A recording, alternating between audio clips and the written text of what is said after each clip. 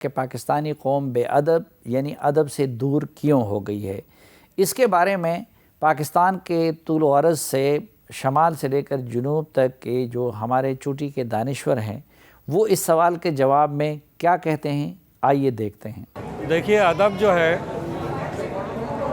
اس کے لیے ضروری یہ ہوتا ہے کہ اپنے گھر میں اور پھر اپنی درس گاہوں میں جو کچھ بھی نصاب اور آپ ضروری چیزیں پڑھتے ہیں اس کے ساتھ ساتھ زندگی کے متعلق جو کچھ ہوتا ہے، جو بہتر چیزیں ہیں، جو مثبت چیزیں ہیں، زندگی کیسے گزاری جا سکتی ہے، زندگی کیسی ہے، پرانی زندگی کیسی تھی، آنے والی کیسی ہوگی، یہ ساری چیزیں جو ہے نا یہ ادب کا حصہ ہیں۔ اور جتنے بہتر طریقے سے ادب میں سمجھ سکتا ہے وہ اس طریقے سے نہیں سمجھتا۔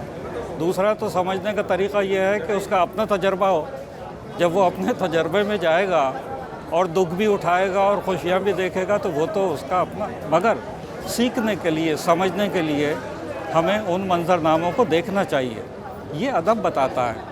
دراصل ہمارے ملک میں ایسا ہے کہ نصاب میں اپنی مادری زبانیں شامل نہیں ہیں تو بچے ادب سے اس لیے بھی دور چلے جا رہے ہیں۔ دوسری بات یہ ہے کہ کمپیوٹر کی ترقی سے اور موبائل کے آنے سے بھی بچے الیکٹرانک ہو گئے ہیں۔ جو صورتحال ہے ہمارے ہاں نوجوان طبقہ خاص طور پر، اور یہی نوجوان ہیں جو یعنی آپ کے 2-4 سال میں معاشرے کا نمائندہ ہو جاتے ہیں، تو یہ بے شک ایسا ہو رہا ہے کہ وہ آہستہ آہستہ ادب سے، فنون سے، ہمارے تہذیبی آثار جو ہیں ان سے دور ہوتے جا رہے ہیں۔ اس کی وجہ یہ ہے کہ زندگی بہت تیز ہو گئی ہے، اور تیز زندگی کی وجہ سے انہیں ایسی مصروفیات چاہیے ہوتی ہے جو نہ صرف ان کو ان کے ذوق کی تسکین کرے بلکہ ان کے آگے بڑھنے کے راستے بھی صاف کرے۔